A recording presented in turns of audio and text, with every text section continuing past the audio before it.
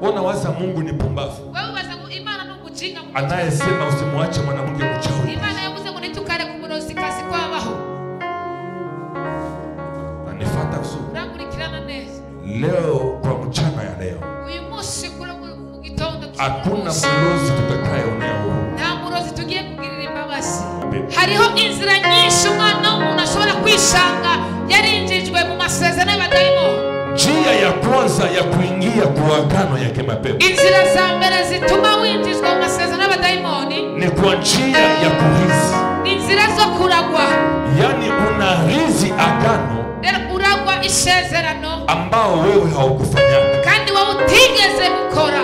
Unazaliwa kwa kizazi fulani. Ukabyagwa ahantu runaka. Na sababu tu wewe umezaliwa moyo utanielewa. Na muratahura.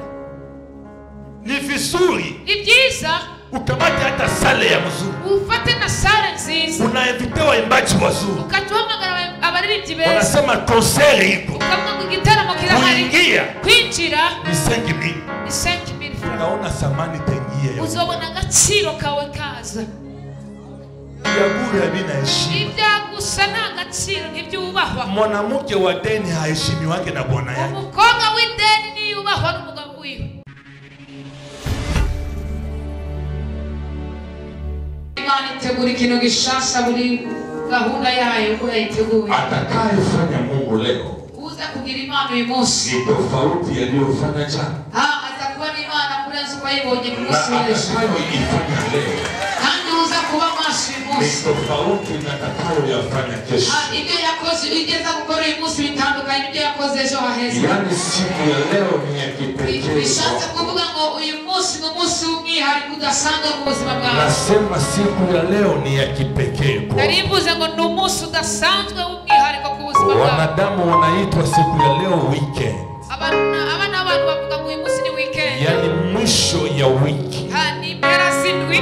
Na wengi wanapenda kupumzika kwa siku ya weekend. Kandi benshi bakunda kuruhuka ku munsi wa weekend. Ni hivyo niko na si Mungu. Nuko nyene biza gutuma twinginga Imana. Hakupumzishe kwa hiyo hali ya masikini umekuwa. Nawe Imana ikuruhure kuri uyu munsi kubwo bukene bwawe. Nasema kwa weekend ya leo. Kuri weekend isoze indwi. Nimeitoa kimwili nimeipandisha ngazi.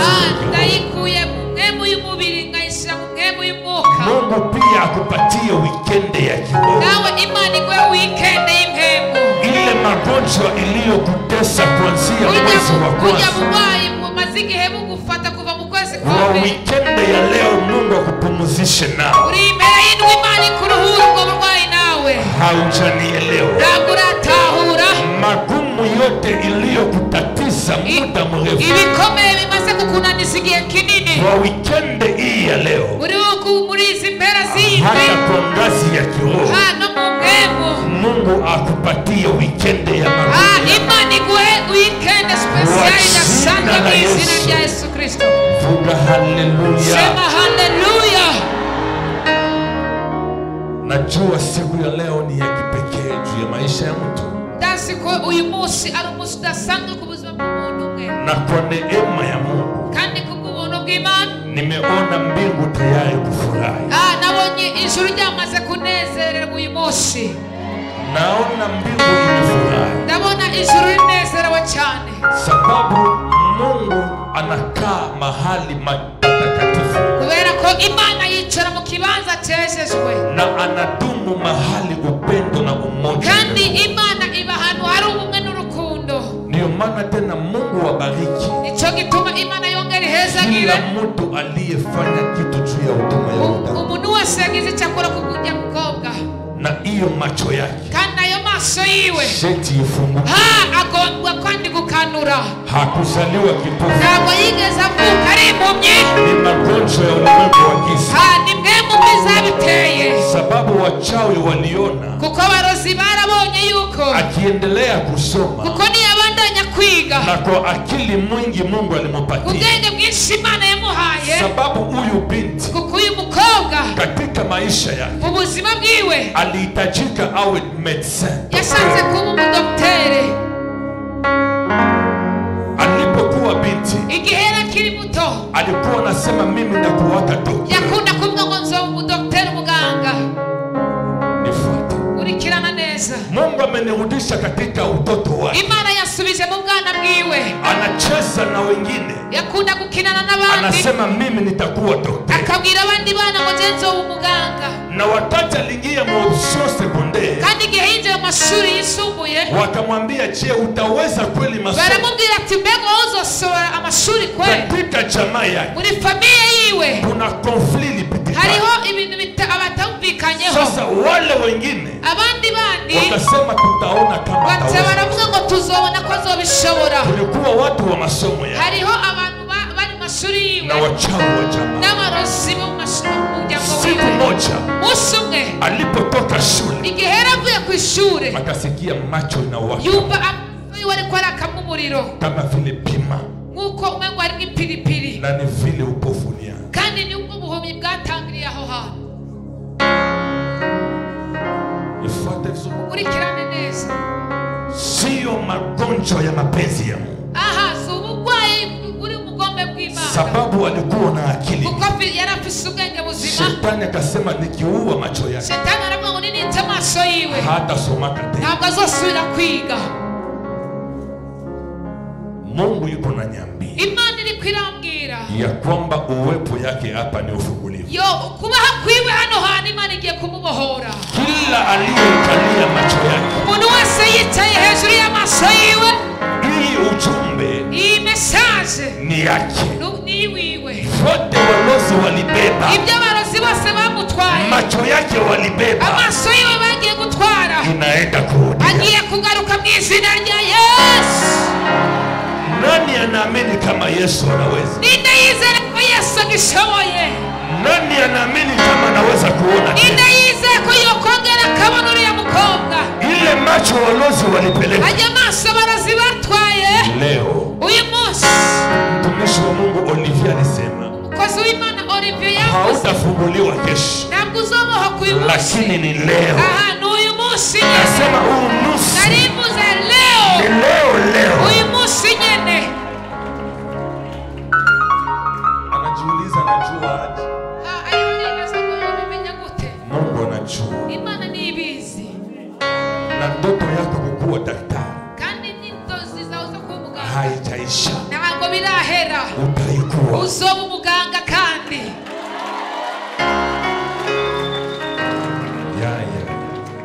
Shetani ni mtu mbaya. Shetani ni umuntu mubi cyane. Akiona mtoto ambaye kwa tumaini ya mzazi. Iyo abonye umwana bari bizeye. Tena mzazi mmoja. Umubyeyi umwe. Anaweka tumaini mtoto na akili. Akagira ibyizigiro ku mwana afite ubwenge. Wachawi wanaharibisha. Abarozi bahita bonona ubwenge bw'uwo mwana. Usione yake mchawi huo. Uzogirira imbabazi umurozi. Ona waza Mungu ni pumbavu. Wewe waza ngo Imana ni umujinga. Anayesema usimwache mwanamke mchawi. Imana yavuze ngo nitukare ku murozi kasi kwabaho. Anifuata vizuri. Urangurikirana neza. Leo kwa mchana ya leo. Uyu munsi kuri mu gitondo. Hakuna mlozi tutakayeonea huruma. Nta murozi tugiye kugirira imbabazi. Unaanza monea huruma. Utangiye kumugirira imbabazi. Juni shangazi yako. Kubera ari nyogosenge. Juni bibi yako unaanza monea huruma. Uko ari umugore wawe ugiye kumugirira imbabazi. Nasema siku ya leo. Narivuze ngo uyu munsi. Hakuna mlozi tutasikilia huruma. Nta murozi tuzakugirira imbabazi cyangwa ikigongo. Na mwenye aliingia hapa tutakutoa leo. N'umuntu yitije ngaha turaza kumukurayo. Tunawachoka. Turaraniwe kubana n'abarozi, turabarusha, turabarambiwe. Unawaza habibi. Wibaza ngo nabana. Na mwaliingia hapa. N'umuntu yinjiye aho. Leo hakuna hekima. Uyu munsi nta bwenge wigirisha. Tunabatoa. Turaza kubafatira. Mwalimu Olivier unakubali tuwatoe. Ngari Olivier nako tubakura. Watanifunga baadaye. Watanifunga. Baraza kufunga nyuma. Guvernema ichwake ulozi. Leta kuko niyemera uburozi. Yaani nitabatoa tu na mimi nakimbia mnavuka mpaka. Jenda za kuza kupambana nabo hamachani niko kumupaka niruke. Hawataniona. Ntabwo baza kuza kumbona. Jule taijwe ulozi. Kuko leta niza imenya uburozi. Kenda kuleta ni mlozi wanakuambia tujue hivi. Ugiye kubura n'umuntu ati uyu n'umurozi bijya bakubwira ibyo ntabyo tuzi. Yaani ndabatoa tu ule kisha na madia hapa Sasa mimi. kuko ati bajya hamachani igira muri Kongo. Kongo. Muri Kongo. Hallelujah. Hallelujah. Hallelujah. Hallelujah. Naamini uwezo wako. Ndizera ubushobozi bw'Imana. Nimeamini uwezo wako. Ndizeye ubushobozi b'Imana. Naweza pata chupa ya maji. Nashobora kuronka icupa Nimeamini ry'amazi. uwezo ya Mungu. Narizeye ubushobozi bw'Imana. Magonjwa yote ya uchawi Imbaraga zose z'uburwayi bw'uburozi haiwezi kupinganisha uwezo ya Mungu. nishobora kuza kunaniza ubushobozi bw'Imana. Haleluya. Hallelujah. Leo ni siku yako ya kutembelewa. Uyu ni umunsi wo kugendererwa nawe n'Imana. Can I prophesy? Can I prophesy? Profesa. Nasikia kama leo nitatabiri sana. Ndumva ko uyu munsi nza guhanura cyane. Nasikia kama leo ufumbulivu utakuwa Ndumva ko sana. uyu munsi kubohoka kuza kuba kwinshi. Sasa angalisho, Raba neza. usivunje kiti. Ntuze kumena kuri ntebe Sababu yawe. niko naona leo nitatabiri sana. Kubera ko ndabona uyu munsi ngiye guhanura Uwezo cyane. ya Mungu utashika watu kwenye makiti Kubaho zao. kw'Imana kugiye kubasanga muri izo ntebe mwicaye. Yeah. Hallelujah. Can I prophesy? Profesa. Binti unaingia. Umukobwa yinjiye ubunyene haguruka. Wewe unaingia. Wewe yinjiye ubunyene. Simama, wewe wa mweusi wa mwisho. Wewe wirabura w'inyuma. Wewe si ndio unaingia saa hii. Yinjiye ubunyene. Kuna watu walipewa neema. Harimo abantu bangiriye ubuntu. Anakuja tu Akaza gusa. na vile macho ishafunguka. N'amasaga yamaze Njoo mimi naanza ona. Ngace ntangura kubona ibyo. Can I prophesy? Profesa. Ujiulize wanaingia sasa. Wewe wibaza uwinjiye ubunyene ache. Mungu anamuona. Imana ikachimubona. Sasa wewe ulikuwa tokea zamani. Wewe waje kuva saa ngapi? Ukikuwa mpole, Witonze. tunabiacha baki hapa. Mangao cyo tubireka. Niko naona jina moja inaanza na Y. Ndabona izina rimwe rigitanguzwa na Y. Kama vile Yvonne ama Yvette, vitu mwa kama hivyo. Ivona cyangwa Ivete. Haumjui. Ntawuzi. Kama umjui sema tu. Utamuzi cyangwa ngo jewe nzi. Yvette ama Ivete cyangwa Ivona. Unamjua haumjui. Uramuzi ntuzi. Ni nani kwako? Ninde kuri wewe? Ni rafiki yake. Sasa ukikuwa mpole usiogope. Reka ibintu byo kwifata. Tunakupenda. Turabukunda nawe kwanga. Relax. Irekure. Si ndio? Bavuze Ivete umbe cyane, bavuze Ivona umbe. Can I prophesy? Profesa. Vitu kama Yvette ama Yvonne. Ibintu nka Ivete cyangwa Ivona. Niko naona wanaandika jina ya pili ni Yonkuru. Niko ndabona izina rya kabiri yitwa Niyonkuru. Mungu ameniambia hivi. Imana yambwiye. Inafika sasa muda Harageze rero igihe ya kulipa entourage yako yote mema. hayo kuriha abakikuze bwose ibyiza. Niko namuona Mungu anamupatia ndoa ya heshima. Ndiko ndabona Imana imuhaye mariage y'icyubahiro. Baada ya hapo yako pia inakuja. Kandi niwiwe nayo icyiza. Naona kama vile marafiki watatu. Ndabona nk'abagenzi bawe batatu. Kwa mwaka tunaanza. Uyu mwaka dutanga. Wote wanaolewa. Bagiye gukora mariage. Haujanielewa. Ntabwo uratahura neza. Niko nasema hivi. Ndiko ndavuga gutya. Katika hii kanisa yetu. Muri iri torero. Mwezi wa kwanza. Ukwezi kwa mbere. Naona harusi 7. Ndiko ndabona mariage 7 hano hantu. Hata kwa wale ambao tumebatiza. No hagati muri bajye babatwije. Ndoa zimefunguka. Harimo mariage y'iguruye uyu munsi. Hauko unanielewa? Ntabwo uri kuranahura. Hauyaelewa unaambia cha tubiachie. Ntabwo uratahura ubuhanuzi, reka tubirekera aha. Can I prophesy? Profesa.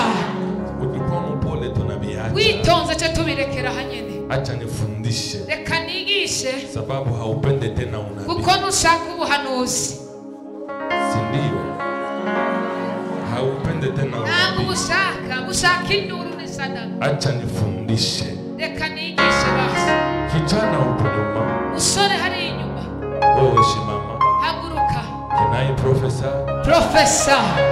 Mungu yuko nanieleza hivi. Imana iri kwiranganiriza. Ya kwamba Yuko. Hautabakia tena mshomaji. Ntabwo uzoguma uri umushomeri. Nifuate vizuri. Kurikirana neza. Sababu una roho nzuri. Kuko ufise umutima mwiza. Na unajua kuishi sana na watu. Kandi uzi kubana neza n'abantu. Unajua ishi sana na watu. Urazi cyane kubana n'abantu. Una roho ya upendo sana. Ufise umutima w'urukundo. Niko naona Mungu anakupandisha estadi. Niko ndabona Imana ikuzamuye ku rundi rwego. haujanielewa. ntabwo uratahura neza. Mungu ameniambia Imana yambwiye roho yako mzuri kubw'umutima wawe mwiza inakuya kukupatia kibali ya kazi nzuri. Imana ije kuguha kwemerwa mu kazi keza. Nifuate nzuri. Kurikirana neza. Naona kazi moja ndiko ndabona akazi keza gashasha inajiinstale hapa Bujumbura, kishize hano i Bujumbura, na wamehupatia kibali na responsibility kandi bakujeje amabanga kandi uremewe cyane. Haitafika mwezi wa 3, ntabwo bizoshika mu kwezi kwa 3. na hizi maneno ninayosema aya majambo ndiko ndavuga ngaha na Mungu hayaitimiza. Imana itarabishohoza. Mungu anakuya fungula milango. Imana ije kugura imiryango y'umugisha. Nifuate vizuri. Kurikirana neza. Unabii haujaelewa hata ni munatahura ubuhanuzi, ni munatahura ubuhanuzi. Reka nigishe basi. Tunaongea kuhusu kurudia ya sanduku. Turiko turavugana ku bijanye no kugarukanwa kw'isanduku y'isezerano. Kurudi ya sanduku ya agano. Kugarukanwa kw'isanduku y'isezerano. Kurudia ya sanduku ya agano. Kugarukanwa kw'isanduku y'isezerano. Ni kusema kama sanduku inaweza rudia. Nukuvuga yuko kw'isanduku rishoboye kugaruka. Inamaanisha kama ilipelekwa. Bishatse kuvuga ko yigeze kujanwa. Inamaanisha kwamba ilipelekwa. Bivuze ko yigeze kunyagwa. Sasa Mungu alikuwa anaongea nasi kuhusu Imana yari kuratuvugana natwe kubijanye kurudishwa ya hiyo sanduku. Kugarukanwa kw'iyo sanduku yanyazwe. Na nilikwambia sanduku ya agano. Kandi nakubwiye sanduku y'isezerano. Ahadi zote mazuri Mungu amekupatia. Na masezerano Imana yose yagiye iguha. Na nina uhakika kandi ndafise nashidikanya ya kwamba Mungu tayari wengine amewarudisha. Yuko Imana harimwe bamwe yatangiye kugarukanira ibyabo. Nasoma Biblia. Nasoma Biblia. Kitabu ya Samueli wa kwanza. Samueli wa mbere. Sura ya 5:1-2. Igice ni cha 5 rimwe kurishika kuri 2. Tuliposoma hapa sema tukirudi. Tusoma mu izina rya Yesu. Haravuze ngo Abafilisitiya bafashe mpiri isanduku y'Imana bayikura i Ebenezeri bayijana i Asidoti, baraheza bayinjiza mu ngoro ya Dagoni bayitereka iruhande rwa Dagoni nyene. Amen. Amen. Nilikuwa nasema agano. Nariko ndavuga ngo isezera Ni masikilizano katikati ya watu wawili. Ubwumvikane buri hagati y'abantu babiri. Niliongea sana kuhusu agano ya kimungu. Naravuze cyane kubijanye n'isezerano ry'Imana. Ambao ni maahadi za Mungu kwa binadamu. Bishatse kuvuga ngo n'amasezerano ari hagati y'umwana w'umuntu n'Imana. Jana tulikuwa tukiongea kuhusu agano za kimapepo. Yesu twako turavugana ku majambo ajanye n'amasezerano y'abadayimoni. Ambao ni mapatano ya wanadamu na mapepo. Bishatse kuvuga ngo n'amasezerano y'umwana w'umuntu hamwe n'abadayimoni. Katika Afrika, muri Afrika yose, familia nyingi, imiryango yose myinshi ziliunga maagano na ulimwengu wa giza. zagiranye amasezerano n'isi y'umwijima.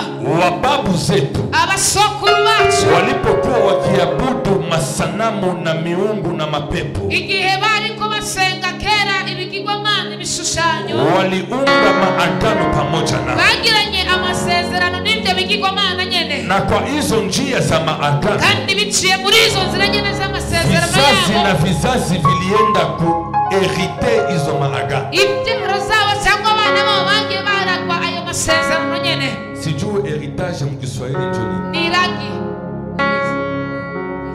Kurisi. Iragi. Walienda kurisi. Bagiye kuragwa.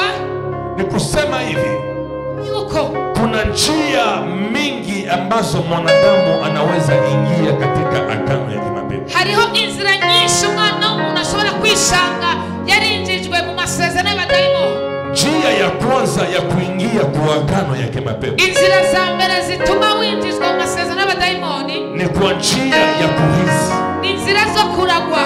Yani unarithi agano uragwa isezerano ambao wewe haukufanyaka, kandi wowe utigeze gukora.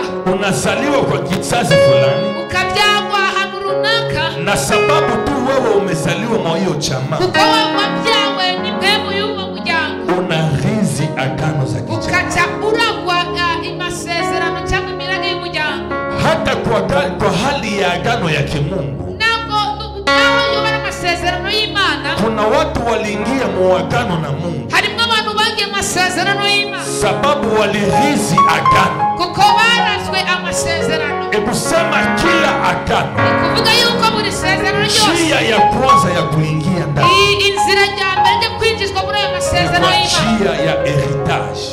Ni inzira icishwa mw'iragi. Rudilia kisha mimi sema heritage. Iragi. Sema heritage. Heritage. Sema mon français. Heritage. Rudilia sema heritage. Heritage. Profitez Kifaransa. Sema heritage. Vuga ngo heritage. Usifanye semblant profiter. Nugire nawe na unyakuri Kifaransa basi. Sema heritage. Heritage. Heritage yani kurisi. Heritage bisobanura ngo kuragwa. Watu walipokea maagano. Abantu bakiriye amasezerano. Kwa njia ya kurisi. Biciye mu kuragwa. Kurisi maana yake nini? Kuragwa bisobanura iki? Wakiongea kuhusu kurisi. Iyo bavuze ibijanye na kuragwa. Yani unapewa mali ambao mwingine alitumikia. Uburazwe ubutunzi uyundi muntu yoba yarakoreye. Unapewa vitu ambavyo sio wewe unatumikia. Ugahabwa ibintu utigeze ukorera. Unanielewa? Urakurikirana neza. Unapewa vitu. Ugahabwa ibintu ambavyo haukutumikia. Ibyo utigeze ukorera. Ndio inaitwa heritage. Icyo bita heritage. Kuna watu ambao walipewa neema. Harimo abantu bahawe ubuntu. Walisaliwa mu nyumba ya wazazi tajiri. Baze mu miryango y'abantu b'abatunzi. Wazazi wakauza manyumba. Ababyeyi babo bagura amazu. Wakapatia watoto wao manyumba. Bacebaha abana babo amazu. Sababu anapewa nyumba ambao hakutumikia. Kuko ahawe inzu atigeze akorera. Inaitwa nini? Icyo yitwa iki? Heritage. Heritage. Biblia inasema hivi. Biblia inatubwira neza. Sisi wanadamu twebwe abana b'abantu tumefanyika kuwa wa héritier ya trône céleste. Twebwe twagizwe umurage. Tumefanyika kuwa warisi wa ufalme ya mbingu. Twagizwe umurage n'ubwami bw'Imana. Yani ufalme wa mbingu. Bishatse kuvuga ngo ubwami bw'Imana hatukustahili kuyapokea. Ntitwari dukwiriye kubyakira. Lakini tulirisi. Ariko twabirazwe. Sababu kuna mtu alitumikia wokovu. Kubera ko hari umuntu yakoreye ugukiza kwacu. Akapana damu yake. Ayemera gutanga amaraso yiwe. Akapana uzima wake. Ayemera gutanga ubuzima bwiwe. Yeye ni Yesu Kristo. Kandi Yesu ni Yesu Kristo. Yani sisi tumerisi. Twebwe twarazwe ufalme wa mbingu. Ubwami bw'ijuru. Urankurikirana neza. Hakuna kitu ulifanya ya special. Nta kintu kidasanzwe uba warakoze. Ili Mungu akuokoe. Kugira ngo Imana igukize. Lakini ni kwa neema. Ariko ni kubw'ubuntu. Ulirisi. Warahabiranye. Sijui kama unanifuata. Sinzi kuri kurankurikirana neza. Kuna watu walipewa neema dudu. Harimo abantu bahawe ubuntu. Walipata maheritage. Baronse amaheritage. Na ukiangalia mingi. Kandi urabye benshi. Watu wengi waliopewa heritage. Abantu benshi bahawe amaheritage. Hawaitumikishake vizuri. Kandi ntabwo usanga bayikoresha neza. Mtu ambaye alipewa vitu vya bure. Umuntu wese wahawe ibintu bya gusa. Wengi benshi wanatumia vibaya. Babikoresha nabi. Sababu ni vitu alipewa kutumikisha. Kuko ni ibintu yahawe atigeze aruhira cyangwa akorera. Utaona kijana. Iyo gitumuza wana mu baba yake anampatia nyumba. Papa wiwe akamuha inzu. Anakamata hizo manyumba anazirushisha. Akachapata hayo mazi yose akayagurisha. Anakamata pesa anaenda enjoy Dubai. Akachapata franga Dubai kunesa. Anauzia wanamke magari. Akachagulira abakobwa imodoka. Sababu hakutumikia hizo. Kuko niyigeze abikorera. Alipewa kwa bure. Yarabihawe kwa buntu. Naelewa ya kwamba natahura yuko kitu ambao ikipewa kwa bure. Ikintu cyose wahaye ku buntu. Haikuwake na samani. Na agaciro kigira. Ndio shida inaua Wakristo. Tunakamata okovu lejaleta. Dufata agakiza nk'akantu gasanzwe. Sababu tunafikiri tulipewa kwa kuko tubyiyumvira ko twagahera umuntu. Unajua sababu gani waimbaji wa kimataifa wapagani wanaendelea? Uzigituma baririmbyi b'abapagani batera imbere cyane. Unajua sababu gani wafumu wanaendelea? Uzigituma abapfumu batera imbere. Unajua sababu gani mapagani wanaendelea? Kuberiki abapagani bo batera imbere. Sababu wanajua kamata samani vitu vyao. Kuko bazi guhesha agaciro ibintu byabo. Nifuate vizuri. Murikirana neza. Katika uri buwate hawezi kuingia mikono mitupu. ushobora kwinjira nta mafaranga ufise nta kintu ufise. urakurikirana. Mpagani akifanya concert, umupagani akoze igitaramo sai tu Bujumbura, uyu munsi Bujumbura, stari gani wa kidunia unajua hapa? umusitari muzi w'umwahi Bujumbura twininde. Nani stari wa kidunia mnajua hapa akifanya concert hata alipishe milioni watu wanajua? umusitari mwamuzi ni mwaraishi milioni kwinjira abantu bakwinjira ninde? Anaitwa nani? Yitwa nde? Ile yote ni jina mtu. Yavuze umuntu. Sema umoja. Kidumu. Kidumu. Mwingine. Fiso. Satbi. Lolilo. Na mimi naongeza wa Kongo Falibu. Nandre kashira muri Kongo Falibu. Yani akikuya Burundi. Asibujumbura. Anasema mimi nafanya concert. Akataka ngojengi na kore concert itara. Concert yangu kuingia. Kandi kwinjira milioni 1. N'umuriyoni. Watu watakuja hawata. Abantu boza. Tena watapigana kumla. Kandi bokugwana kugira ngo binjire. Unasikia? Uri kurumva? Kongo. Muri Kongo. Huyo mwimbaji anaitwa Falibu. Huyo muririmbyi yitwa Falibu. Ni mpagani.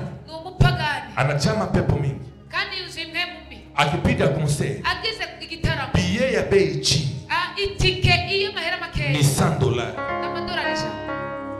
Naona vile watu wanapigana. Kandi abantu bakagwanira matike. Ili wapate tike. Kugira ngo baronke tike yo kwinjira. Utike za $500. Hariho izamajana 5. Na za wa masikini njo $100. Ize bakene $100. Watu wanapigana kumulango. Abantu bakagwana ku muryango. Waingi. Kugira ngo binjire. Sababu gani? Sababu walikamatia samani wanalipisha. Kubera babifatanya gaciro barabirihisha. Lakini waimbaji wa gospel. Ariko baririmbyi bahimbaza Imana. Dudu akifanya concert. Dudu agize concert. Hata nasema tutalipa 200 francs. Ndugu yangu 200 francs. Utasikia watu. Uraza kumva watu. Ya Mungu tena banaanza lipisha. Itima na batanga kubyishuza rero. Muchawi. Urozi. Mbona waza hii mikrofoni tulilokota? Wewe waza hii mikrofoni twaraitoraguye. Haujanielewa. Naburana. Ya Mungu tena banaanza lipisha. Ewa itima na nabyo bitanga kujya kwa mafaranga byo. Hatulipishe vya Mungu. Ntabwo turihisha iby'Imana. Lakini tunalipisha vitu ambavyo vitatumikishiwa. Turiko turariha ibyo ibiza gukorwa muri ico gitaramo. Mungu alimuita kama muimbaji. Imana yaguhamagaye nk'umuririmbyi gusa. Atakula mu buimbaji. Uzonya mu buririmbyi. Ataoa mu buimbaji. Uzorongora mu buririmbyi. Sasa wewe binakuluma kuona mtumishi wa Mungu afaidike juu ya. Wewe nibyo kubaza unye mukozi w'Imana atari kwarunguka. Ambia jirani yako acha roho ya ulozi. Mugira muwo mwicane ngo reka impemu y'uburozi. Reka umutima w'ikiro. Tingiza mwambie acha roho ya ulozi. Mubwire mubwire ngo reka uwo mutima w'abarozi. Ndio unafanya concert ya bure. Ukatusema kugiza igitaramo cya Busa. Sio watu wasiseme eti Mungu. Kugira ngo abaroni baza kuvuga amajambo menshi. Ya bure habina heshima. Ibya gusa n'agaciro na cyubahiro. Ukifanya ya bure habatakuye. Ugize ibya gusa nibaza. Banatamani baende balipie. Mungu mugendo barihire. Haujanielewa. Na muratahura. Ni vizuri. Ni byiza. Ukamate hata sale ya mzuri. Ufate na sale nziza. Unainvite waimbaji wazuri. Ukatuhamagara abaririmbyi beza. Unasema concert iko. Ukavuga ngo igitaramo kirahari. Kwinjira ni 5,000. Ni 5,000 francs. Unaona samani tengie. Uzobona agaciro kawe kaza. Ya bure habina heshima. Ibya gusa n'agaciro ntibyubahwa. Mwanamke wa deni haheshimiwake na bwana yake. Umukobwa w'ideni niyubahwa n'umugabo wiwe. Haunielewa? Namurataho. Ona waza mwanamke mwenye walidote. Wewe waza umukobwa batanze inkwano. Na mwalenda mu bunyumba bila dote. Nugiye kwagusa. Biko na samani mo. Bafise agaciro kamwe. Haujanielewa? Namuranahura neza. Sasa naka mwanamke mwalenda kubure. Umukobwa yagiye kwagusa. Uona anamupiga magumi. Umugabo yirirwa mukubita. Na namwambia si ukitaka utoke wewe. Akaunga nuwasaka ni waongea ukagenda. Chwali kupewa kwa bure. Uko yakuronse kwagusa. Lakini mwalifanya depense mamilioni. Ari umuntu yadepense mamilioni kuri wewe. Hata kama unamupwasa. Naho mutsitaza. Alikwambia toka uende kule. Akumbuka genda. Anakumbuka milioni. Akataibuka amafaranga atakaje. Anasema akatamwa umutima. Nakusamee tu. Nakubabariye gusa. Lakini usiongezeke. Ariko ntugasubire. Haunielewa. Nangurataho. Byabuga bina heshima. ibyagusa nta cyubahiro Niko bibamo. natangaza juu ya Niko ndavuga gucya kubw'umuntu. hata kama nyumba yako ilianza kwa bure, naho urugo rwawe rwatanguriye ku busa, haitaisha kwa bure. ntabwo bizohera ukiri wa Mungu gusa. aheshimishe nyumba yako. Imana yubahisha urugo rwawe. Hata kama umeshazaa watoto wengi, naho umaze kubyara abana benshi, Mungu aheshimishe nyumba yako. Imana yubahisha urugo rwawe. Mungu akutoshe mu vitu vya bure. Imana igukure mu bintu byagusa, Akupatie samani. iguha agaciro. Aha, unielewe. ntabwo uranahura ne Pastor, pastor. byabuga bina heshima. ibyagusa nta gaciro bigira, Habina heshima. nta gaciro bigira n'ibyubahwa. Huyu Pastor Joseph, uyu pastor Joseph munamuona kawaida. uramubona nk'umuntu asanzwe, Sababu wakati yote mko naye. kubera igihe cyose muba muri kumwe. Lakini apotre akikuya, ariko apotre aje munaona vya ajabu. ukate mubona ko ari Juu ya ibitangaza. nini? kubera izihe mpamvu? Haunielewe vizuri. ntabwo unahura neza. Kongo kwetu katika kapitali Kinshasa tunasubiri kidogo ili usikie vizuri.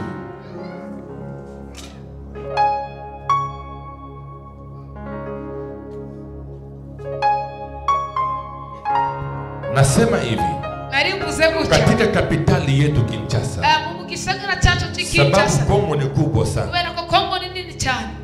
kuna watumishi ambao hariho abakozi b'Imana wamejua kuheshimisha huduma, bazi kuheshimisha, kubahisha, sababu waliona Wakristu wanasahau vitu vya bure. kubera ko abakristu babonye bagaya cyangwa bafata agaciro. Kuna watumishi wengine hariho abandi bakozi b'Imana hauwezi kumuona ushobora kumubona kama kwanza haupokea rendezvous na protokoli yake. utaraza kubanza uruhusha na protokoli wiwe.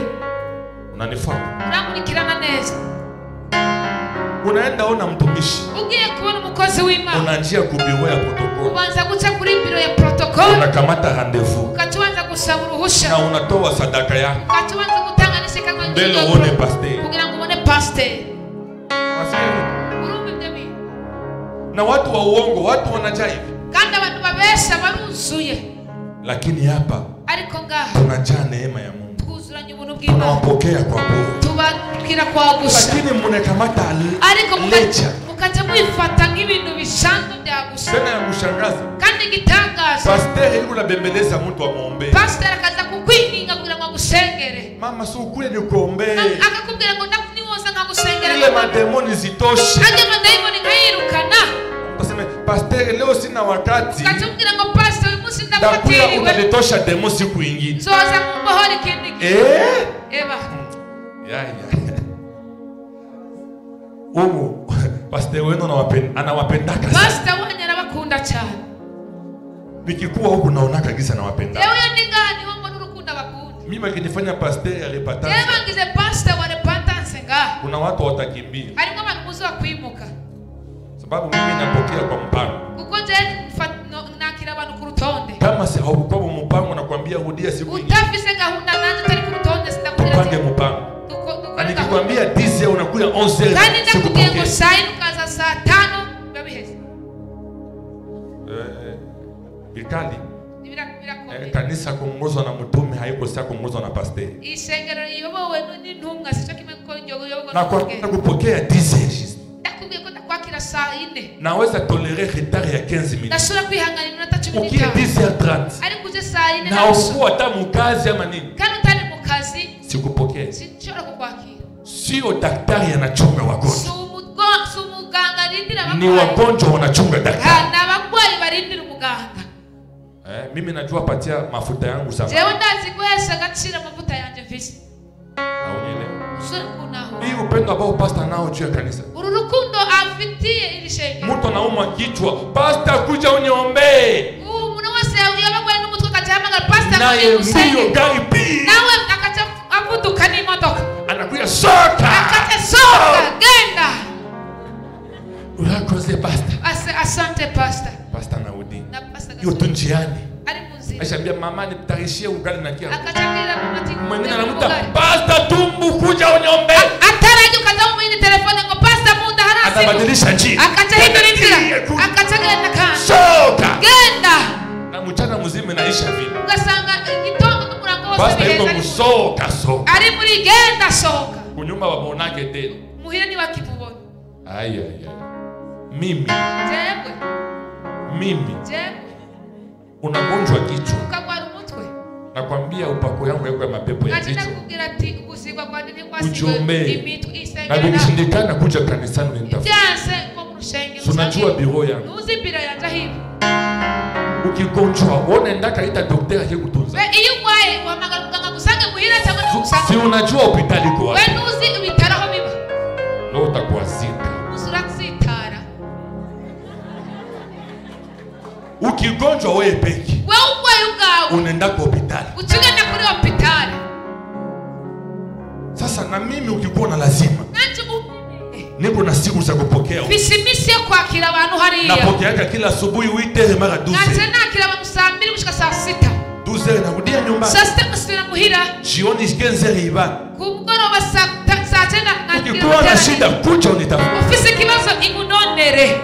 Ndio maana heshima ya huduma inaisha butu. Ico gituma kubaha igikorwa c'Imana biriko birahera. Munakamata watumishi wa Mungu kama vile watumishi wa abakozi b'Imana mukabafata nk'abantu basanzwe. ni watumishi wa Mungu. Ni abakozi b'Imana. Hapana watumishi ya wanadamu. Hapana abakozi b'abana b'abantu. Ndio ndakukwaza. Ndagutsitaza. Ya. Niko mtumishi wa Mungu. Jenda umukozi w'Imana. Lakini mnyumba yako kuna mtumishi wako. Ariko mu rugo rwa ofisi umukozi. Siko mtumishi wako kigonjwa tumbo. Kuya. Yesu ni umukozi wawe aho bari tukatuma magara gusa. Niko mtumishi wa nani? Leo ni umukozi wande. Haujanielewa vizuri. Nagura neza. Mbele tutabiri ndakukwaza kwanza. Mbere yuko ndaguhagurira ngira mali ndagutsitaza. Sababu mtume anasema kweli. Kuko intumwa iri biravuga ukuri. Yale manabii hawawezi sema mtume anasema. Ibyo abahanuzi batovuga Yale wapasta waseme mtume ibyo anasema. abashumba batavuga intumwa irabivuga. Mafundisho hivi naumiza. Inyigisho ngizi zirababaza Lakini inajenga. ariko irubaka. Unanifuata vizuri? Urangurikirana neza. Unanifuata? Urangurikirana. Ndio nataka pasta hapa upendo kwa watu yake. Ukatubona pastor ukuza kubona abantu bibi. Apoto tunde tuombe mtu mmoja. Kazo apote ngo tugere gusengera. Namwambia mzee na kuheshimu tu. Ndavuga tugenda kubasha tugende gusa. Tunamaliza ombea umoja. Tugaheza gusengera umwe. Mimi najua mimi narudia kunyumba. Amaziko ngiye Tena kuhira. kuna wakati mwingine umoja. Wasigaye kandi uyu ndumwe gusa. Namwambia pasta mwingine. Ngira pastor uyu. Otwende. Utugende. Tena umoja tu wa mwisho sasa. Asigaye undi umwe gusa niwe wanyuma. Huyu sio wao wanateseka huyu tu. Mukobwa wanje umwe gusa. Tusigaye. Kasema pasta anawapenda. Kachemuka pastor arabakunda ko yeye. Huyu tu huyu. Uyu umwe gusa. Hata mubiro pale. No muri biro hai. Anajua kisi hivi nakuwa. Arazigene. Anambia apote tutapokea tu mtu. Akasabwira ati apote twakira umuntu. Anambia umoja hakuna shida. Atumwe nta kibazo. Wapili anaingia kisi huyu tu. Wakabiri yije ati uyu gusa. Mpaka unafika kwa 10 anasema huyu ndio wa mwisho Ukasanga sasa. asize ku 10 akimya ngo n'uyu gusa n'uyu gusa n'uyu gusa. Mpaka nakuwa oblige. Ngatemba nanje oblige. Naambia Melasi kamata sakoshi yangu. Ngatembwira Melance ati fatira duhurire hari. Naambia tu pasta nilifika nyumbani. Ngatembwira pastor ati buja nasize muhira kenera. Yeye ana upendo. Wani wafise urukundo rwacu. Pigia Yesu makofi. Komera Imana bashimese cyane. Mpokea mchungaji mzuri. Mwakiriye umwungere mwiza Mpata bakunda. mchungaji anayependa. Mwakiriye umwungere afise urukundo. Unanifuata? Urankurikirana neza. Unanifuata? Urankurikirana. Vitu vya kupewa bure havina Ibintu thamani. byo guhabwa kwa gusa nta gaciro bigira. Heritage. Umurage heritage. Watu wengi wakamata na thamani. Abantu benshi nibayifata na gaciro. Ungelijua thamani ya Yesu. Wari kumenya agaciro ka Yesu. Ungelikamata Yesu na thamani. Wari kumuha agaciro kamufatana na ngama. Unanifuata vizuri? Urankurikirana. Nasema hivi, njia ya kwanza ya kuingia mwagano Narivuze ngo inzira ya mbere yinjiza umuntu ni masezerano. kwa njia ya heritage. Ni inzira y'iragi cyangwa ya heritage. Baba yako alikuwa mtumishi wa Mungu. Papa wawe yari umukozi w'Imana. Mama yako alikuwa mjakazi wa Mama wawe yari umukozi w'Imana. Mungu akafanya agano naye. Imana igirana na isezerano. Akamwambia kizazi yako Itibwira urubyaro rwiwe. yote tanitumikiaka. Bose bazonkorera. Sitawaimaka kitu. Sinzobimikira na Sasa kimwe. na wewe ukizaliwa mwa ile jamaa, Na byawe muri tayari unaingia muagano ya wewe uba winjijwe mu isezerano.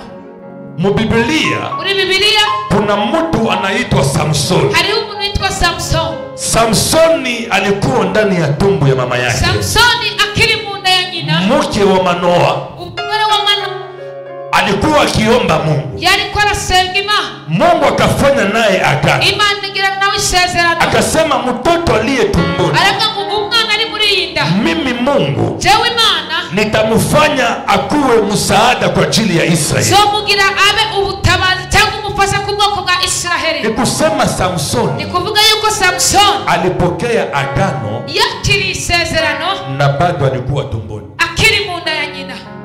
Hakuna siku Samsoni aliomba. Nta munsi Samsoni yigeze asenga. Samsoni alizaliwa Samsoni yavutse na alishakuwa na agano. afise isezerano. Unanifuata? Urankurikirana.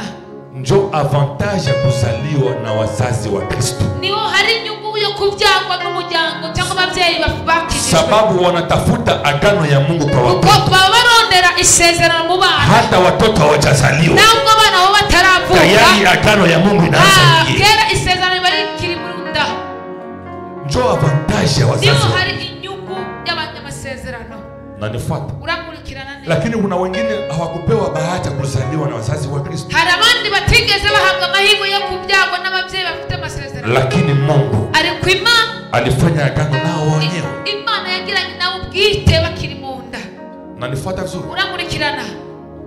Mimi Jewe kabla sijazaliwa, mu gihe naravuka Mungu alifanya agano na mimi Imana yagiranye isezerano nanje kwa njia ya wazazi yangu. biciye mu babyeyi banje. Baba yangu pastor, Papa wanje n'umupastor. mama yangu pia prophetess. Mama wanje nawe n'umuhanuzikazi. Baba yangu ni pastor lakini anatabiri sana. Papa wanje n'umupastor ariko n'umuhanuzi cyane. Mama yangu anahubiri sana na anatabiri sana. Mama wanje n'umuvuga butumwa cyane ariko agahanura cyane. Alikufaka na kafufuka mama. Yarapfuye mama wanje yarapfuye kandi arasuka. Kongo mzima wanamjua. Muri Kongo baramuzi. Alikufa kwa accident ya moto mu 2016. Yapfuye muri accident y'imoto muri 2016. Kisha siku mbili akafufuka. Nyuma y'imisi 2 atarazuka. Anatabiriaka sana. Arahanura cyane. Sasa Mungu akafanya agano nao. Rero Imana igirana isezerano nabo. Akawaambia huyu mtoto Atababwira ngo uyu mwana ni mu nda atakuwa mtumishi wangu. azo umukozi wanje. Yaani nilizaliwa tayari Jewe navutse na nimekuwa na mafuta ya kutumikia Mungu. mfise amavuta yo gukorera Imana. Nilipoeneza 5 ans à 6 ans, Maze gukwiza imyaka 5 nilikuwa mdogo, nari mutoya, lakini karama ya unabii ilikuwa. nari mfise ingabire yo guhanura. Sasa nilikuwa sijui vitu naona. Rero sinarinzi ibyo mbona. Nilikuwa nafika kanisani naona watu. Nabandi mwisengero nkabona abantu. Naona wachawi. Nkabona barozi. Naona mtu yuko bure. Nkabona umuntu asana. Naona mtu na mapembe. Nkabona umuntu afise amahembe. Naona mtu na mukuki kumgongo. Nkabona umuntu afise icumu. Nilikuwa na 5 ans à 6 ans. Nari mfise 5 cyangwa 6.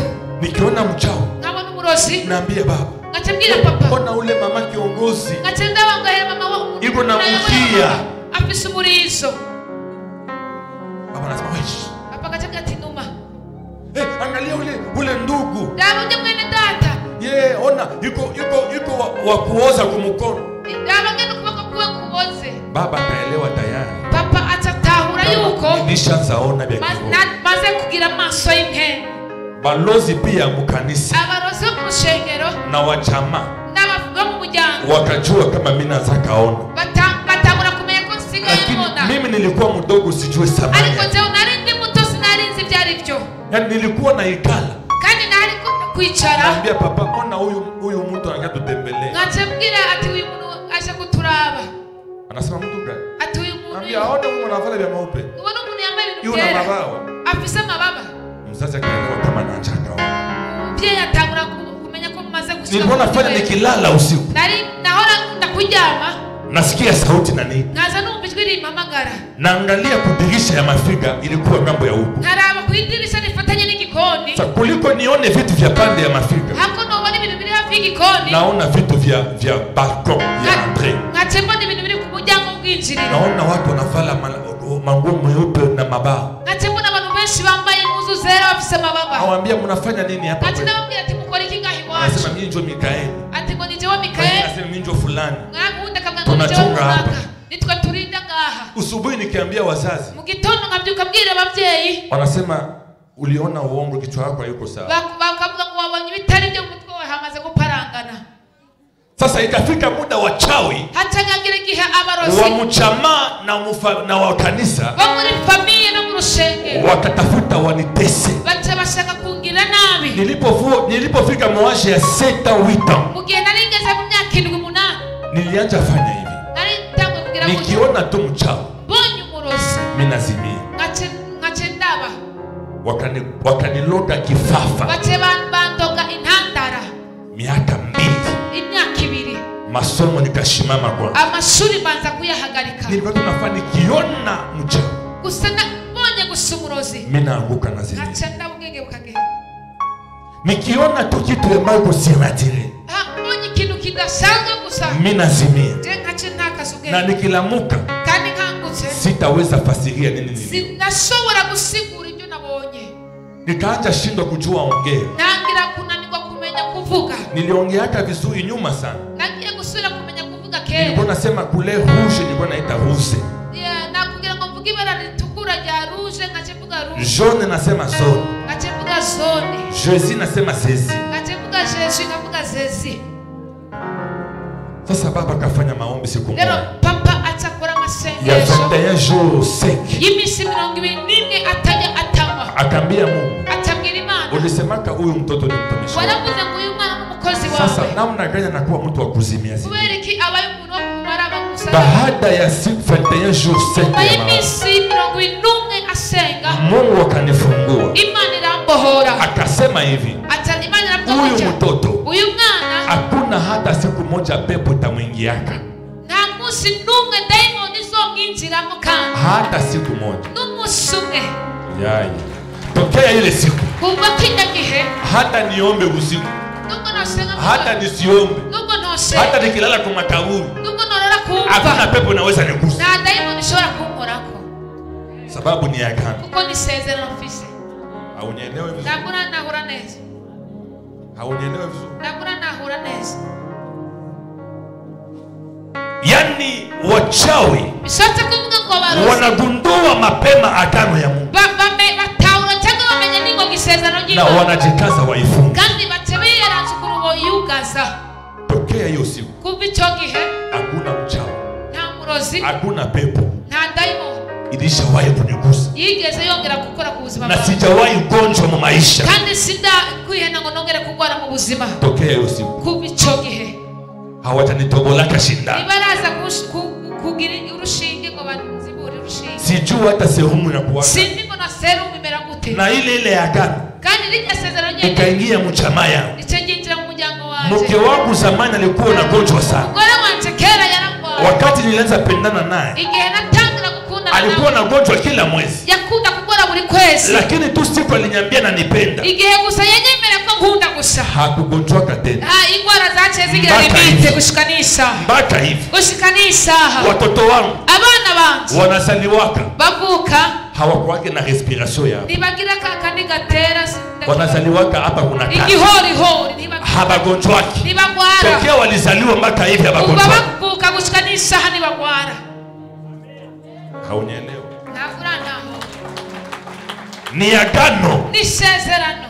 Nanifuata. Urangurikirana neza. Mtu wa agano. Umuntu w'isezerano. Anaweza panga mu nyumba yako. Ashobora kuza mu nzu yawe. Na mapepo zingine zinakuja. Na madaimoni yonye akirukana.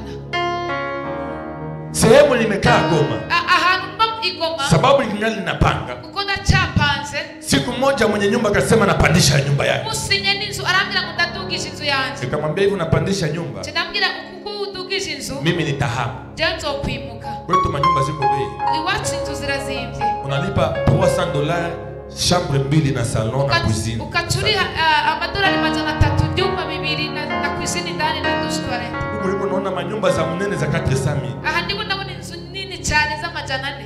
Tena makartie za mzuri. Kandi makartie yiwashi. Kamwambia mimi nahama. Tena mjaje ndimo. Akaniambia pastor usihame. Aramgira ngo mushuma ndimo. Sababu tokea ulihamaka mwa nyumba. Kuva musi wimukira ngaha. Sisi na watoto tulikuwa na gonjwa kila siku. Twebwe n'abana banje twarangwara buri. Lakini tokea ulihamaka hapa. Ariko kuva musi umunsi winjirinze habagonjwake tena. ntibarasubira kugwa. Usihame bakia. Nuwimuka ahubwo gumaha. Nikusema mtu wa agano Ni kuvuga ngo umuntu w'isezerano akifika fasi ashitse ahantu agano yake inakuwa pamoja. Isezerano ribana nawo hantu nyene. Haunifuati. Ntabwo urankurikirana. Kwa hali ya kurithi Mu buryo bwo kuragwa watu wanapokea maagano. abantu bakira amasezerano. Sasa swali ya kuuliza, Rero ikibazo nakubaza, wewe ulirithi agano gani? wewe warazwe isezerano nini? Kuna watu walirithi agano za kimapenzi. Harimo abantu barazwe amasezerano y'abadayimoni. Kuna mtu Hariho umuntu unaweza zaliwa mu kanisa, ushobora kuvukira mu rushengero, unaimba nyimbo ya kanisa, ukaririmba muri korali shengero, lakini tayari huko muagano ya mapepo, ariko uri mu isezerano ry'abadayimoni, na siku muda itaenea utakuwa mchawi. kandi igihe kizogera ukacoca umurozi. Unaelewa vizuri? Urankurikirana neza? Ni shida ya agano. Ni ikibazo cy'isezerano. Nilikwambia jana agano ni kama vile réveil mu telefone. Narakubwiye ku munsi w'ejo isezerano rimeze nk'ikanguro. Unaweza tia réveil ya 3h du matin sasa. Haitalia. Lakini 3h ikienea italia. Yani agano unazaliwa na agano. Lakini wakati muda ya Mungu itaenea ama muda ya ile agano kutumika inaanza tumika. Hatufanyike watumishi wa Mungu. Watumishi wa Mungu wanazaliwa wameshakuwa watumishi wa Mungu. Sio watu wanatufanya watumishi. Tunazaliwa watumishi. Pastor, sio unaelewa hiki? Katika community yetu. Sababu baba yangu ni pastor mkubwa. Na na makanisa mingi. Sasa wakati waliombea watumishi, mimi nilikuwa mdogo mwote. Nilikuwa mdogo mwote. Na siku waliombea watumishi, mimi sikukuwa wa kuombewa. Roho ikashuka. Ikambia baba kama ule ni mtume muombe. Watu wakaanza sema anaombea mtoto yake mtume juu ni mtoto wake. Anamupendelea juu ni mtoto wake. Bandugu, tuache romba. Ndiyo, kuna watoto ya pasteri wengine unaona tu kama huyu balimupendelea, balimuombea upasteri na abistahili. Lakini kuna wengine unaona tu kama huyu alipokea agano ya baba yake. Agano haina miaka. Unaweza kuwa mzee lakini kijana wa agano anaweza kuongoza. Shangilia Mungu kwa ya mtumishi wa Mungu Pastor Israel. Ni pastor mzuri. Ana kanisa nzuri Bukavu. Amen. Naambiaka hivi vijana, inawezekana kutumikia Mungu na ukuwe smart. Unaona vile anapendeza? Unaona vile just anapendezaka? Unaona vile Dudu na bibi yake makonkomudansi? Njoo Mungu. Hapana kukuwa wa uchafu. Haujanielewa. Nona apotre yeye pega anatengeneza mistashi. Pastor Joseph hakuna kuzeeka na Pastor Joseph nta gushaza birimo. Anasobeka. Arasobeka igitoko agashikana. Jo Mungu. Iyo niyo Mana tuvuga. Hallelujah. Hallelujah. Acha kuona kama Mungu ni vya uchafu. Reka kuona kwa Imana ifise umwanda. Sisi Kongo watumishi wa Mungu tunafanya fashion. Twebwe abakozi b'Imana muri Kongo turiyitaho. Unaelewa? Unataha. Tuna niko na ubiri na chemise na jeans nichukulie. Ni ubona ndiko ndavuga utumona namba jeans ni shati unahuru konyene. Hata na linete tunakuja na fime. Naga fime kubera izuba. Unasema vuka hallelujah. Unasema semeni hallelujah. Mungu anapenda vizuri. Imani kundi ibintu byiza cyane. Ay ay ay. Can I prophesy? Prophesy. Can I prophesy? Prophesy. Can I prophesy? Prophesy. Katika kanisa hii muri ritorero kuna agano ya uzima. Hariho amasezerano y'ubuzima. Kuna agano ya uzima. Hariho amasezerano yo kubaho. Kuna agano ya uzima. Hariho amasezerano y'ubuzima. Kuna agano ya uzima. Hariho amasezerano y'ubuzima. Niko naona tuyanje prophesy. Niko ndabona no tangira guhanura rero. Nifundisha mingi. Twigisha. Can I prophesy? Prophesy. Can I prophesy? Prophesy. Dakika 5 tu. Kuminati 5 gusa manure. Niache kufundisha pe. Reka kwigisha manure. Tuanze prophesy. Tureke prophesy. Njia ya pili ya kuingia Mungu. Inzira ya kabiri ya kwinjizwa mu masezerano ni kwa kukosa majuzi. Nukutagira ubwenge cyangwa kubura ubumenyi. Kwa ignorance. Mu gusuzugura. Watu wengi waliingia mu agano ya kimapepo. Abantu binjijwe mu masezerano ya daimoni kutagira ubwenge. Kuna watu wengi waliingia mu agano ya uchawi. Hariho abantu benshi binjijwe mu masezerano y'abarozi. Sababu walikosa ujuzi. Kuko babuze ubumenyi n'ubwenge. Osee chapitre 4 Biblia inasema. Muri Biblia haratubwira. Taifa langu linapotea sababu linakosa maarifa. Ubwoko bwanje burayo kubera kutamenya. Kuna vitu ambao tuliingia ndani. Hari ibintu byinshi twinjiyemo. Kwa kukosa yani ujuzi. Ubwo kubura ubumenyi cyangwa kumenya. Tukaingia mu magano ya uchawi. Twishanga twinjiye mu masezerano y'abarozi. Njia ya tatu. Inzira ya gatatu ni kwa kupenda ya mtu. Nugukunda n'ubushake bw'umuntu. Kuna watu ambao wanapenda wenyewe. Hariho abantu bashaka bonyene. Waingie mu agano ya mapepo. Bakunda kwinjiza bonyene mu masezerano y'abadaimoni. Mtu anaenda tafuta mapepo. Umuntu akaja kurondera abadaimoni ili apate pesa. Kugira ngo aronke amafaranga. Si wewe anaenda tafuta agano ya giza ipe. None nubona ko abagiye kurondera isi y'umwijima. Mwezi wa 7 nilipokuwa hapa. Kwezi kwindwi igihe nayindinga. Tulikuwa na Pastor Joseph. Twari kumwe n'umwungere. Na Prophet Ange. Twari kumwe n'umuhanuzi Ange. Kuna kijana umoja. Hariho umusore umwe. Tulimpokea mu office. Twakiriye muri biro. Alikuwa na maagano za mapepo. Yari afitanye amasezerano y'abadaimoni. Aliendaka Tanganyika. Yaragiye muri Tanganyika. Na vijana wengi hapa Bujumbura. Kandi n'abasore benshi hano muri Gisagara. Wanaenda kuuchawi. Bahora bagenda ku burozi kuba. Akaenda Tanganyika. Acha kisamukiyaga Tanganyika. Tafuta mapepo. Acha kuronda daimoni. Ili zimupatie pesa. Kugira ngo zimuhe ubutunzi bw'amafaranga. Kijana mdogo wa 19 ans. Umusore mutoya afite imyaka 19. Wakamwambia utupa mayai, fanya hivi, akafanya vyote. Atangira ngo tamagi gira mucha. Mabuji akafanya vyote. Nawe niyegeza nani ngo cyarabikora byose. Akainvoke. Atarabitora. Mapepo zitatoka mtanganyika. Ingemu mbiziva mukiyaga ziramwishyira. Zitamutuma ku makaburi. Zice zimurungika ku mpanda. Akaingia chini ya bahari. Aja musi yurikiyaga. Akakutanana na diamond moya. Asanga ahurayo ni diamond nje. Jina yake Maimuna. Yitwa Maimuna. Maimuna ni sirene des eaux. Ni ngemu yo kumukiyaga. Anayekuwa na nguvu sana. Afite imbaraga cyane. Ni mukali sana ule Maimuna. Umuntu akomeye cyane. Kwa kiwango ya mapepo ya masirene des eaux. Ku rwego rw'ingemu ziba mu nyanza. Wanakuwaka kategori 3. Hariho ibice bitatu. Kuna Maimuna. Hariho Maimuna. Kuna Diane. Hariho Diane. Pia kuna Helene. Kuna Helene. Ni majina za mapepo. Na mazina ya madaimoni. Za masirene. Zezo mubiyaga.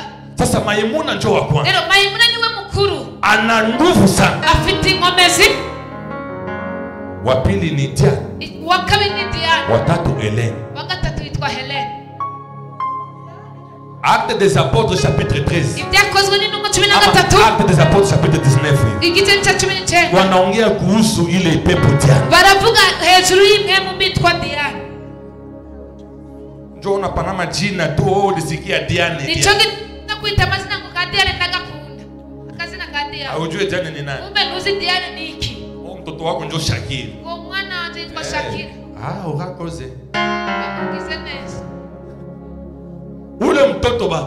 Ujya mwana alienda tafuta yeye peke mizimu. Yagiye kwirondera ubwiwe ayo madaimoni. Sasa ule Maimuna. Ujya Maimuna. Akamwambia. Acharamubwira. Ili tufanye contrat na wewe. Kugira ngo tusinyane jena. Ya kwanza. Icyambere. Ndakupatia binti wangu mmoja hapa kwa mke wako. Ndaguha umukobwa wanje hano akubera umugore. Ya pili. Icyakabiri. Unipatie roho yako. Kandi mu mutima wawe.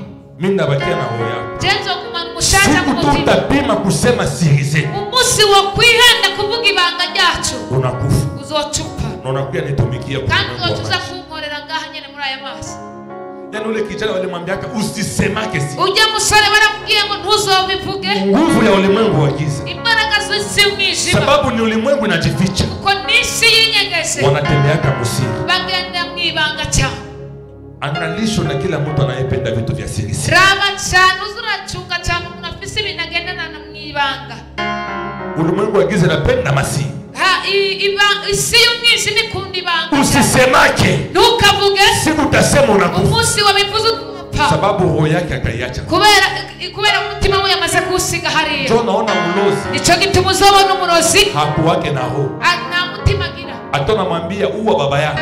Ubwira icaso. Anaua. Aricha. Uwa baba ya mama yako. Ica nyoko. Anaua. Aricha. Sababu hana roho. Kubera na mutima gira. Hana huruma. Na mbabazi na muhwe.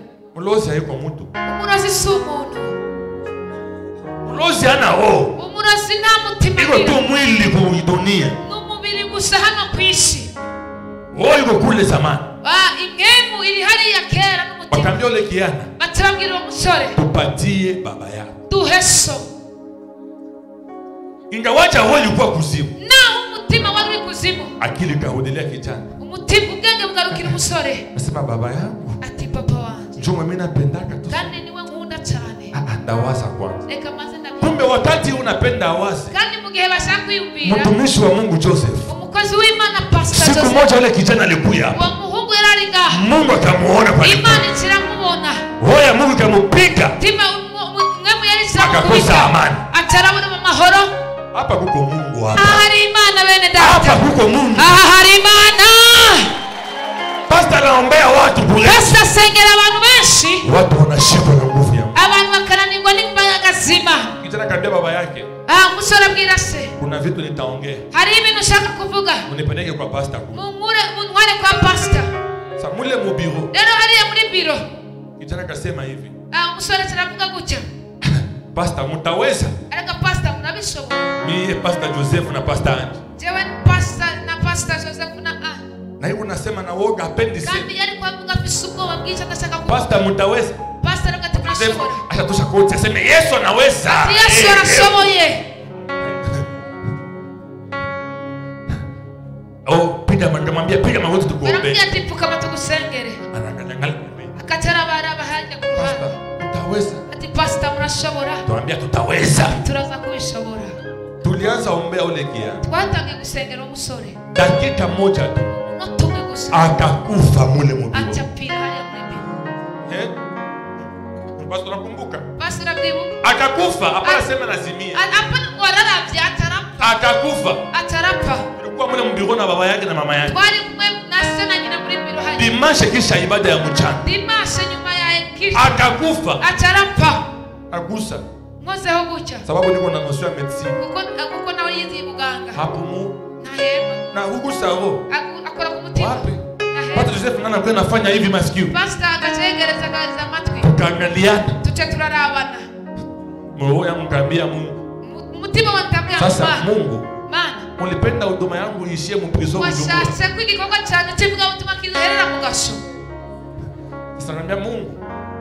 Leo dimanche mimi nalaga mimi namaliza ya mkutano. Jewe naniseze ngo ndaheje igikorwa. Yaani ulipenda nimalize leo juu niende mu kasho. Washatse ko ndangiza igikorwa ni musije mu mpimba. Mtu aliingia na uzima wake mu biro shatoke maiti. Muni yachari muzima muri biro hamaveri kisinga. Jasho shanitoka. Yesu yamaze ku. Jasho natoka Pastor Joseph. Yesu Pastor Joseph. Pastor Ange kwanza naikala chini. Pastor tangura kwicara hasi. Wazazi wanaanza kuangalia. Ababye batanga kuturaba. Pastor ni nini aende? Pastor nini kitagenda hano? Ndio funga kinywa. Ati muanze mchachake. Natosha na mie vest. Naanza kula mikoti. Pastor anaisha tosha vest na cravate tukatosha. Pastor kutemana na cravate sisi hari. Tukaingia sasa basi. Je tuinjira haja. Kuna maombi na maombi. Hariho masengesho na masengesho. Kuna maombi tu baba. Hariho ya data. Ingine maombi inagusa roho. Haina yanda kola kumutima. Unasikia mtu unaomba mpaka roho inaomba. Ukazangu munakavuga asengesho muno n'umutima. Tuliga Mungu pale. Twara hamaga Imana. Baba. Data. Tupatishe haya. Tudukoze soni. Après 3 minutes. Nyuma y'iminota 3 gusa. Yana kahudi. Atarahembuka. Haleluya. Mara moja nikamupiga kofi. Tena mukubita kofi. Wewe lamuka pale. Wewe tuka ngaho. Ikala. Ichara. nafasi yote. Yesu yatuvuye hano hose. Pastor Joseph tulisha toka machasho na kumeno. Pastor Joseph twavuye Yesu na kumenyo. Wewe usatoka chasho kumeno wewe. Wamaze kubiri Yesu kumenyo. Pamusa. Turi hanagura. Hallelujah. Hallelujah. Kijana nini? Musore niki? Anasema pastor. Ako pastor. Mungu na Mungu. Ufisimani kwa. Satu mulianza niombe. Igihe mwasengera. Maimuna alikamata roho yangu. Yaje gufata umutima wangu. Akafungula kabati. Atayugura kabati. Akaitia. Atayirokeza. Akabloke. Ataraha bloka. Joni nilikufa. Nicho niona TM. Nikakuwa kwa makaburi. Tema ndiko nisanga kule ile makaburi tulienda kule kuzika mtoto wako. Hamwe twagiye kuhamba. Joni nilikuwa. Niona lini. Nilishakufa. Namaze gupfa. Niko nabaona lakini situe sema. Niko ndababona ariko sinshobora kuvuga. Maimuna alishafunga roho yangu. Maimuna yatwaye umutima wanje mukabatikiwe. Lakini nikaona. Ariko tendabona. Batu ba mingi. Abantu benshi cyane. Banavala manguo ya meupe. Bambaye impuzu zera. Banakuya mbele ya nyumba Maimuna. Bari nyuma ya Maimuna. Banabafanana gisi mulikuwa. Basangu ko mwari mumeze. Balikuwa na sura ya Pastor Joseph. Bari basanga Pastor Joseph. Balikuwa na sura ya apotre. Bari basanga Kristo. Balifanya fujo. Bagize induru nyinshi. Maimuna karudisha roho. Tushikawa Maimuna subiza umutima wanje. Kanirudisha na fufu. Niona tengongera ngazuka. Baba kaogopa. Umupapa we aratinya. Ambia kijana. Sinambwira musore. Iko ya mwisho. Ibi ugambere uganyuma. Usiendage tena kule. Nusura kwitanganya. Cheza wewe. Urakina. Mungu akukufie na uko na muombe. Umuntu agira akarapuka mu. Hapa kuna Mungu. Ahantu hari Imana kuri kicaniro. Hapa kuna agano ya uzima. Hari igisezerano ryo kubaho. Hatutafisha hapa. Ntabwo tuzopfusha. Hatutafisha. Ntabwo tuzopfusha abantu. Shetani asikogopeshe. Shetani nagutinyishe. Hana uwezo kukuua. Nambaraga mfite zo kukwica. Niko naongea na mchawi. Niko ndavugana n'umurozi ari hano hano. Kama umeshindwa acha uchawi. Naho wananiwe reka. Sababu walikwambia watakuua. Kuko banakubwiye ko bazokwica. Shetani ni musema bongo. Shetani ni umubeshi gusa. Kusa upugu wacha uchawi. Ingo wihane urekuburozi. Hapa kuna ahadi ya uzima. Ahadu hafisi isezerano ry'ubuzima. Agano ya Yesu ni ya uzima. Isezerano rya Yesu no kubaho. And I prophesy. Prophesy. Yeah.